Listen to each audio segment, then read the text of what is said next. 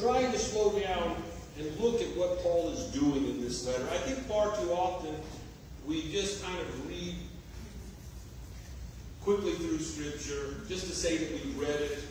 We kind of do a cursory reading without ever getting into the depths of what is going on. There's so much richness in each and every verse. To be able to pull out what the gold, as I've heard pastors explain in the past, it's like mining the gold of God. If we could just mine the gold of God from each of these verses, what a difference it would make in our knowledge and understanding of Scripture itself. So we're going to pick up with verses 13 through 16 today. So we want to look at verses 13 through 16, and we want to look at the Word of God at work. And we want that. Paul is going to talk about the way in which the Word of God is at work, and we want to understand what he means by that. So I want to read these few verses, and then let's talk about them. Because in these few verses, listen for this, what Paul is going to talk about is the way in which the Word of God is at work. And he's going to describe that as reception. That is being receptive to the Word of God, real transformation, that is being genuinely transformed by the power of God's Word, and then he's going to look at those who reject it. So let's read these verses and then we'll expound upon them a bit. Verse 13 says, "And we also thank God continually, because when you received the Word of God, which you heard from us, you accepted it, not as the word of men, but as it actually is, the Word of God, which is at work in you who believe. For you, brothers, became imitators of God's churches in Judea, which are in Christ Jesus. You suffered from your own countrymen the same things those churches suffered from the Jews, who killed the Lord Jesus and the prophets and also drove us out. They displease God and are hostile to all men, in their effort to keep us from speaking to the Gentiles so that they may be saved. In this way, they always heap up their sins to the limit. The wrath of God has come upon them at last." Well, I want to suggest to you that what we will see here, as I just said, is this idea of the Word of God being at work. And Paul is going to emphasize the way they received the Word of God, the way the Word of God transformed them, and then he's going to turn his attention to those who reject it. And the idea that Paul is trying to convey here is that when we truly receive the gospel as God's authoritative truth, it works effectively within us. That is, it works to produce a supernatural enablement, a supernatural endurance that will stand the face of opposition. There's something interesting going on here because we have to remind ourselves continually, this is a very young church that Paul is addressing. Remember, he only had 3 weeks with them. And so he didn't get time to teach them the depths of God's Word. But because they were truly transformed by God's Word, they were able of themselves to follow the Spirit of God, to look to the other churches in the region and begin to imitate them. And if we think about it, this is an amazing thing, right? That young church, not yet grounded in the Word of God, not yet understanding the depths of God's goodness, being attacked, and yet in the midst of that attack, they endured. And the reason they endured, Paul is suggesting, is that because they were transformed, they had this supernatural endurance to face the test of time and the challenge of conflict and chaos. And I wonder for us, in a world flooded with competing ideologies, with human opinions, and shifting cultural standards, how we are able to distinguish between what is mere human construct and what is the truth, the enduring truth of God's Word. And I want to suggest to you that if we take an honest look, if we were to honestly evaluate the church in the Western world, what we might find is that we haven't always been successful at determining the distinction or the difference between what is human construct and what is the divine Word of God, the authoritative truth of God. So as we pick up here with verse 13, let me remind you that Paul, in verses 1 through 12, is making a defense of his ministry against those who would criticize him. those who were saying he was a fraudster, those who were saying, well, he's some sort of right-wing nut.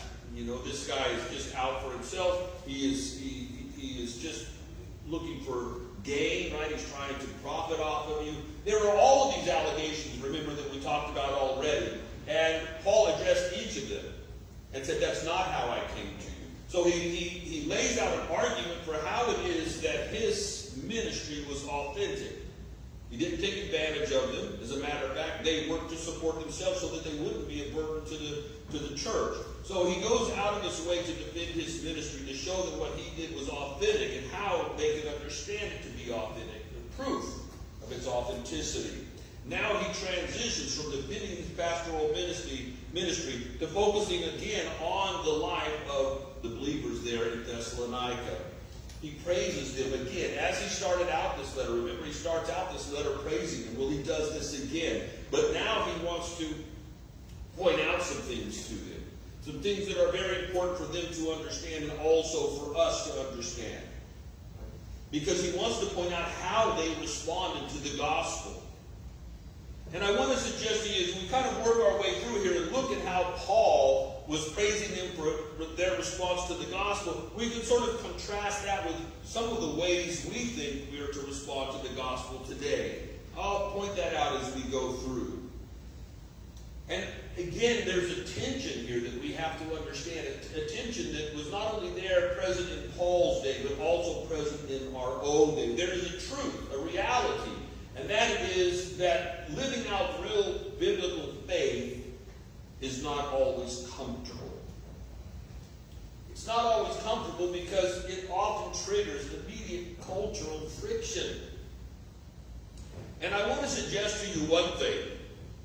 If we live a Christian life in which we experience no cultural friction, well, we're not living the Christian life. That's just a fact. Because if we read Scripture correctly, what we see is that when real transformation takes place, when the heart of sinful humanity is changed, they become a different person.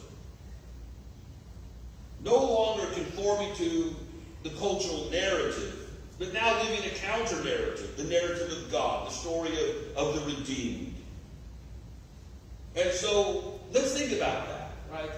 Let's think about the very reality that biblical faith, living it out, is not comfortable.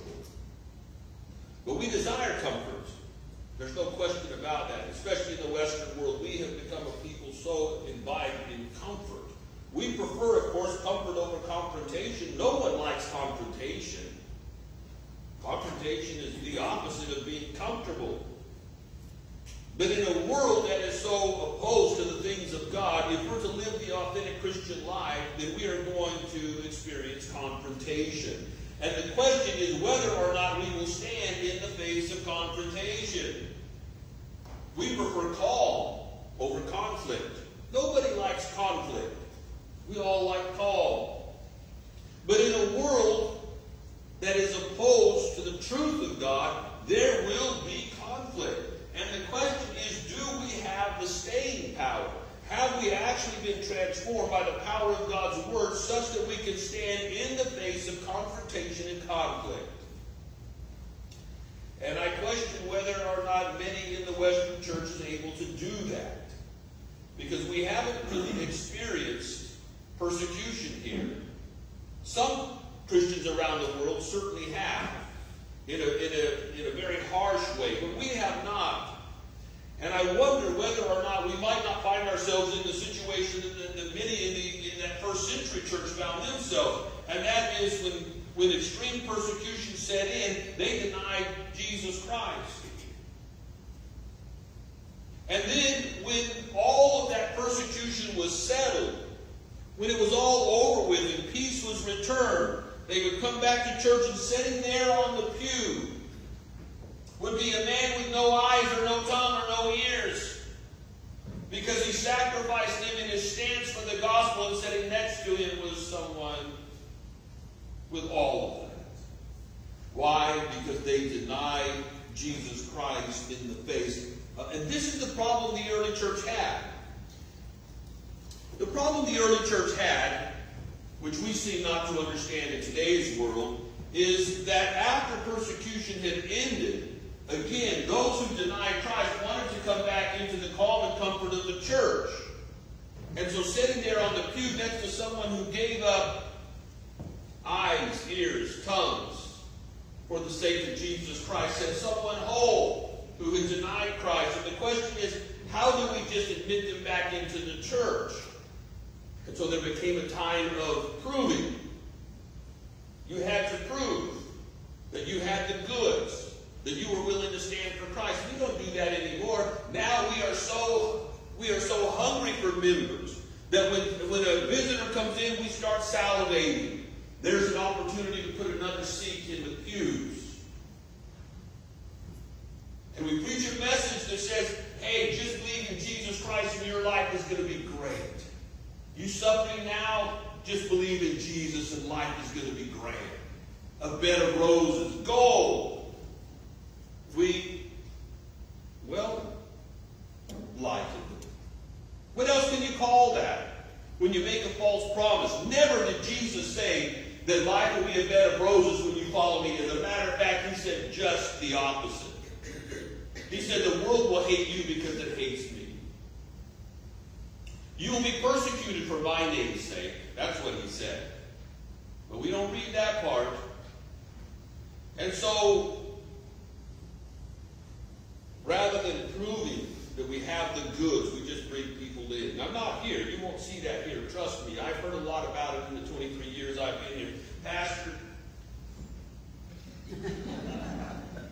why don't you give a long, extended invitation where you appeal to people's emotions and just get them to come forward. Make them feel guilty until they come forward and confess Christ and they go to heaven and all is good.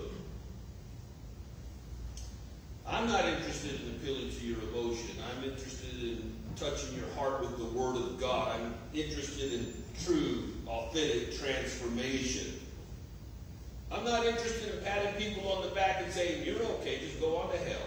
I'll give an account one day. And I want to make sure that I have been a good steward of what God has called me to do and the truth that He has commissioned me to preach. So we don't like confrontation. We don't like conflict. We value contentment over contention. But to live out the true biblical faith requires that we face all of that. Confrontation, conflict, contention. That's what Paul is talking about here. So he lays out these three ways in which the Word of God is at work. And we're going to look at each of these. The first is he's going to address this idea of reception, of receiving the Word of God. Let's read verse 13 again. And we also thank God continually because, or for this reason, when you received the Word of God, which you heard from us, you accepted it not as the word of men, but as it actually is the Word of God, which is at work in you who believe. Now, what is going on here? Let's take first this much. If we think of authentic reception, let's look at these three things that Paul points out. The first is, he says to them, that you embrace the Word of God. You welcome them. He made a distinction between just hearing the Word of God. So when he says, and we also thank God continually because when you received it, in other words, someone came preaching the Word of God and you heard it. But you didn't stop there. You didn't stop at just hearing it. He said, which you heard from us, you accepted.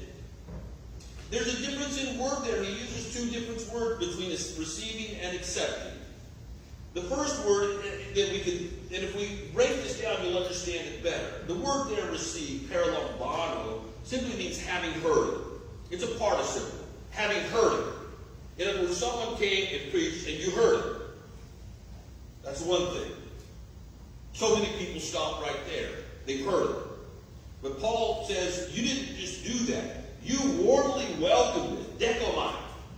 That Greek word dekomai simply means that you embraced it, you warmly received it, right? You accepted it as the Word of God. That's a very different thing altogether.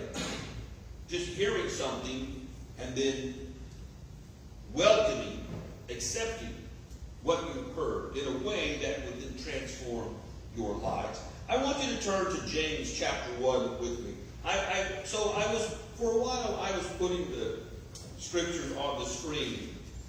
And then I realized that when I had the scripture on the screen, you didn't look in your Bibles. And I want you to know where these books are. So that if somebody mentions James, you know it's not right after Genesis. So for a while, if you have to sort of look for the book, then do that until you become so familiar with your Bible that you know where to find what book or what letter. Now we want to look at James. Okay, it's right after Hebrews. James 1:22 through 25. Now this isn't Paul, of course, but James is going to echo the same sentiment that Paul is getting at here in 1 Thessalonians. James is going to say this. So, begin with verse 22 of chapter 1. Do not merely listen. Now, Paul is saying in the Thessalonian passage, this is what you did not do. You didn't just, having heard it, right, having received it, having received simply means somebody preached it. But you didn't just listen to it. Right? James, again, verse 22. Do not merely listen to the word and so deceive yourselves. Think that just because you heard it, you must have been changed. You must be good. Everything must be good. I listened to a pastor today. I turned the radio on. I listened to a preacher. All is good. But James says, don't just listen to the word of God and deceive yourself as though you've actually done something. I think sometimes that's how we think. Well, if I read a passage of Scripture and if I listened to a preacher on the radio or I hummed a gospel song, I must be really righteous. James says when you do that, you just fool yourself. If nothing about your life has changed, all you've done is listen. You've deceived yourself. You've made yourself feel good. I want to think about this idea of emotion for a minute because this is what we're going to see Paul is opposing. This idea of an emotional appeal that manipulates people. Paul's talking about actually receiving the Word of God such that it transforms your life. Back to James. Do not merely listen to the Word and so deceive yourself. Do what it says. Put it into action. Form a habit of doing what Scripture says.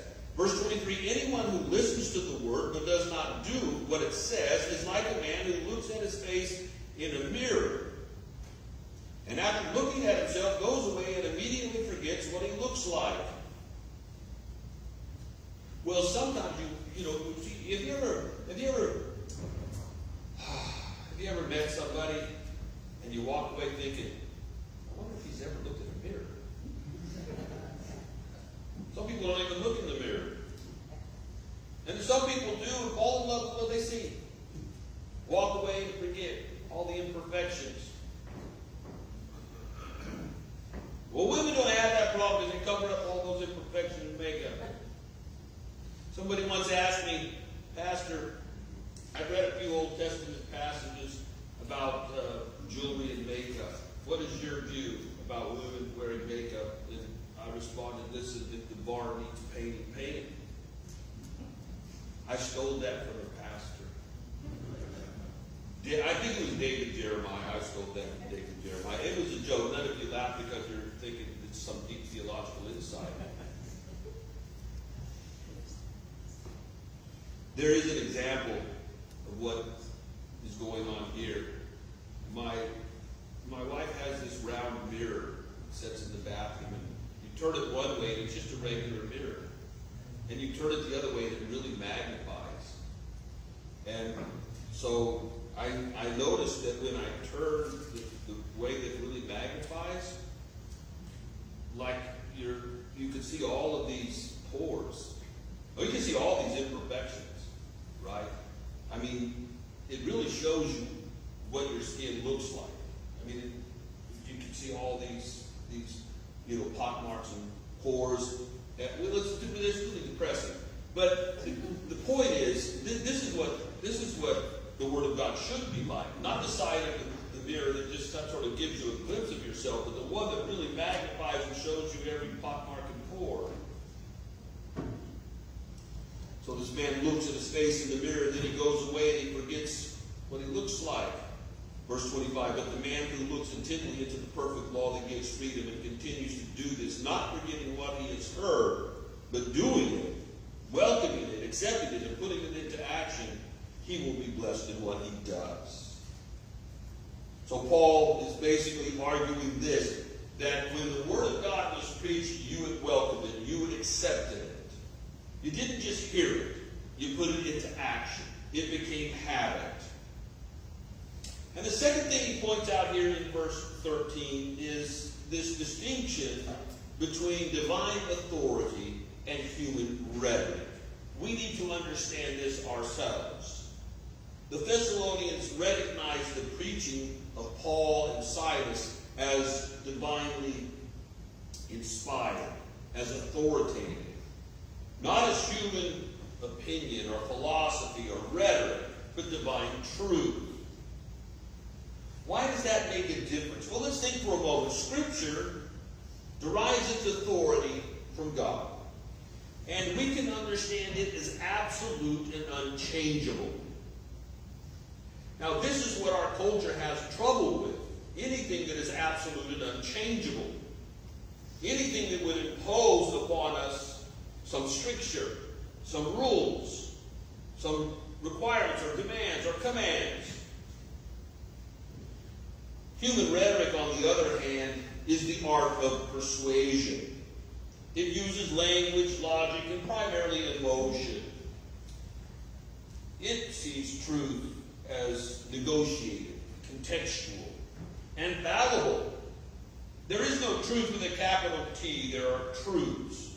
And this is why you'll hear people say, well, she really told her truth, or he told his truth, as though truth could be whatever we determine it to be. And in an age like ours, culture actually does see truth, right, as relative to the feelings or emotional response of the individual.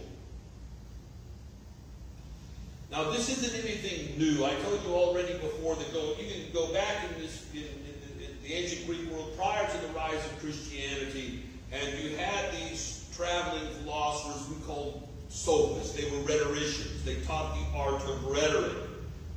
And they did that because, well, it kept them employed. It kept a paycheck coming in, for one thing. But if you think of Athens, Athens was a pure democracy. So how would you get things accomplished? How would you get things done? Laws passed and legislation approved. You had to convince the masses because it would go by majority vote. How are you going to get the masses? Well, you're going to need to be persuasive. And so the sophists argued there is no such thing as truth, absolute truth. There is no such thing. Truth is what is negotiated amongst people.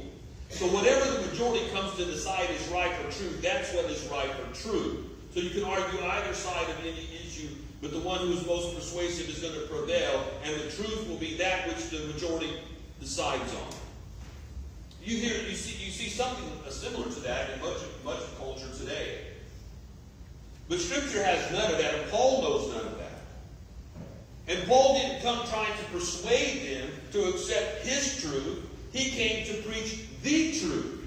And that's what we have to do as a church as well. We have to understand the difference between divine authority and human rhetoric. We need to understand the difference between the Scriptures, which are absolute and unchanging, and the Word of man, which is fallible, negotiable, contextual. Let's read 2 Timothy 3, 16 through 17 for just a moment.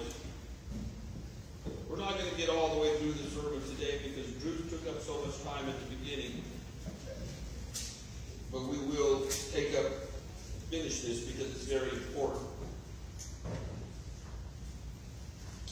Look what Paul says to young Timothy, 2 Timothy, I might have said 1 Timothy, 2 Timothy 3, 16.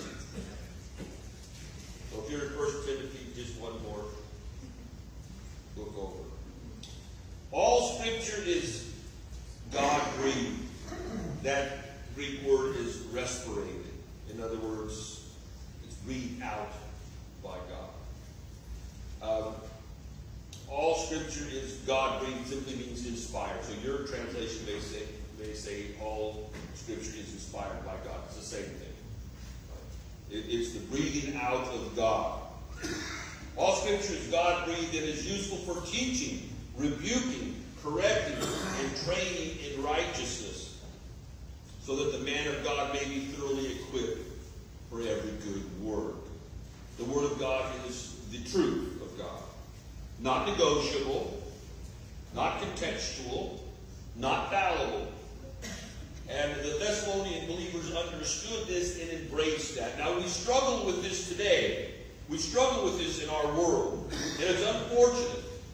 It's unfortunate that in our world we have leaders who claim to be either pastors or seminary students who know the Word of God well, and yet promote things that Scripture is absolutely opposed to. And what I want to suggest to you is the very fact that they claim to be a pastor, or the very fact that they claim to be a seminary student, a student of Scripture, doesn't mean that what they say is infallible. If what they say is contrary to the Word of God, they are speaking heresy.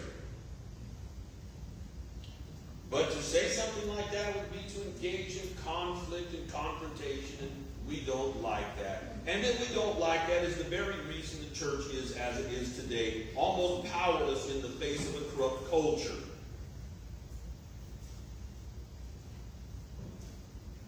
I want to suggest to you the good news is the church will prevail because the Word of God has said so, and the Word of God is authoritative. Well, then, let's look at active transformation and emotional manipulation, and we'll call it a day. We'll take up next time with the remainder. Active transformation versus emotional manipulation. The Word of God acts as a supernatural force. Energetai. That's the Greek word. Energetai. Look what he says again. You accepted it not as the word of men, but as it actually is the Word of God, which is at work in you who believe. That word work, which is at work in you, energetai, a supernatural empowerment, an energy given by the Word of God and the Spirit of God to help you stand in the face of opposition. Let's look at Hebrews 4:12. When we speak of the power of the Word of God, look what the writer of the Hebrews says. Hebrews 4:12.